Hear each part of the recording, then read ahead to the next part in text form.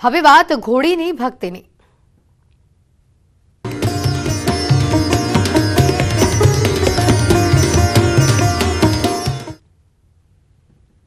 મંદિરમાં ઝાલર વાગે છે અને ઘોડી આરતી કરવા દોટ મૂકે છે। સાંજની ઝાલર વાગતા જ ઘોડી મંદિરમાં જવા માટે થનગનવા માંડે છે, જેને છૂટી મૂકતા જ પહોંચી જાય છે વચરાજ દાદાના મંદિરે। ઘોડી આરતી કરે છે, દર્શન કરે છે અને ફરી પાછી પોતાના તબેલામાં પરત ફરે છે। આ ઘટના રાધનપુરના પેદાશપુરા ગામમાં રોજ થાય છે। ગામના પાદરમાં આવેલા વચરાજ દાદાના મંદિરમાં આરતીની ઝાલર સંભળાતા જ રાજવંતી ઘોડી દોટ મૂકીને પહોંચી જાય છે। તે મંદિરના પગથિયા ચડીને અંદર પ્રવેશી જાય છે અને શાંતિથી આરતી કરે છે। જ્યાં સુધી આરતી પૂરી ન થાય ઘોડી મંદિરમાં જ રહે છે અને ત્યાંથી જરા પણ હલતી નથી, જાણે ભક્તિમાં લીન થઈ જાય છે। મંદિરમાં ગમે એટલા લોકો હોય, આ ઘોડી કોઈને પણ પરેશાન નથી કરતી। વાછરા દાદા પ્રત્યે ઘોડીની અનોખી ભક્તિ જોઈને ગ્રામજનો પણ દંગ રહી જાય છે।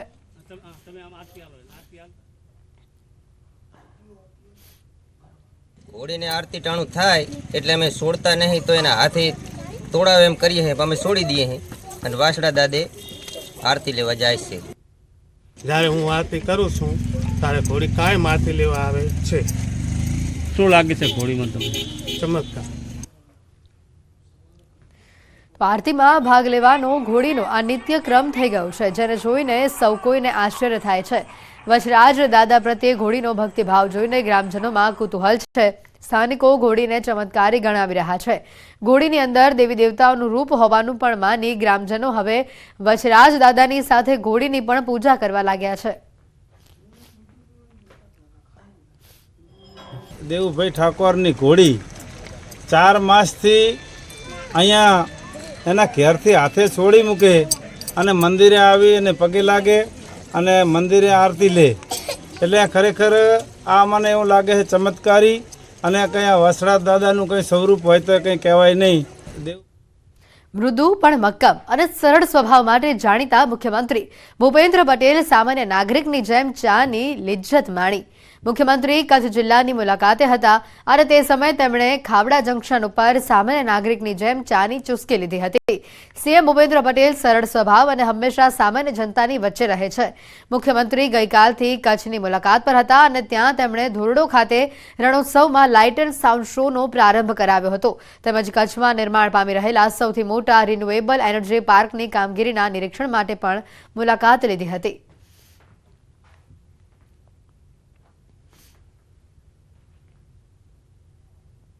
ખેડૂતોનો ગુસ્સો 7મા આસમાને પહોંચ્યો। સુરેન્દ્રનગર પંથકમાં ખેડૂતોએ પોતાના જ ખેતરમાં જીરુના પાકને તબાહ કરી નાખ્યો।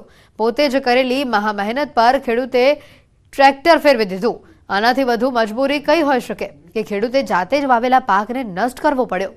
પાણીના અભાવે જીરુનો પાક સુકાઈ જતા સુરેન્દ્રનગર પંથકના ખેડૂતો રોષે ભરાયા હતા। પાકને પાણી ન મળતા મૂળી તાલુકાના દુધાઈ ગામના ખેડૂતોએ પિત્તો ગયો અને તેમણે 60 વીઘા જીરુના વાવેતર પર રોટોવેટર ફેરવી રોષ ઠાલવ્યો છે। સૌની યોજના દ્વારા સિંચાઈ માટે પાણી આપવામાં ન આવતા 60 વીઘા જમીનમાં વાવેલું જીરું સુકાઈ ગયું છે। સૌની યોજના દ્વારા શરૂઆતમાં સિંચાઈ માટે પાણી આપ્યા બાદ તંત્ર દ્વારા અચાનક પાણી બંધ કરી દેતા મૂળી તાલુકાના અનેક ગામના ખેડૂતો રોષે ભરાયા।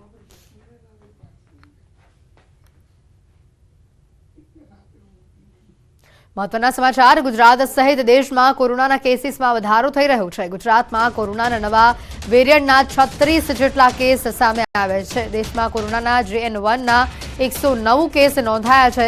ગુજરાતમાં JN1 વેરિયન્ટના સૌથી વધુ 36 કેસ નોંધાયા છે। JN1 કર્ણાટકમાં 34 અને ગોવામાં કુલ 14 કેસ તેના સામે આવ્યા છે।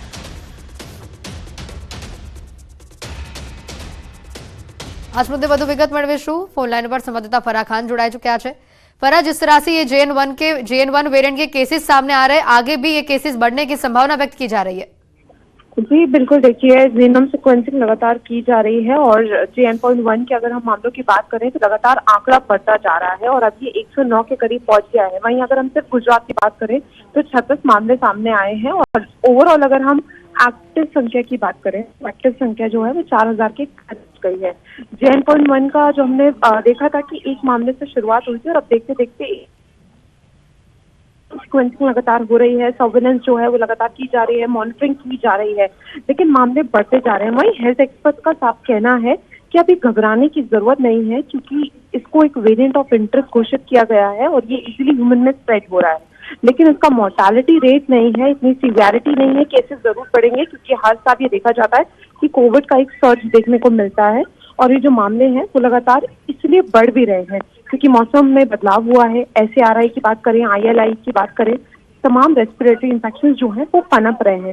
तो ऐसे में घबराने की जरूरत नहीं है, लेकिन जिस तरीके से आंकड़े बढ़ रहे हैं उस तरीके से सावधानी रखने की जरूरत है। और न्यू ईयर का टाइम है, तो ऐसे में लोगों से भी अपील की जा रही है कि लोग जो हैं वो पूरी तरीके से एहतियात रखें, ज्यादा से ज्यादा सोशल डिस्टेंसिंग का पालन करें, मास्क पहने, और जो लोग किसी बीमारी से ऑलरेडी जूझ रहे हैं उनको एहतियात रखने की ज्यादा जरूरत है।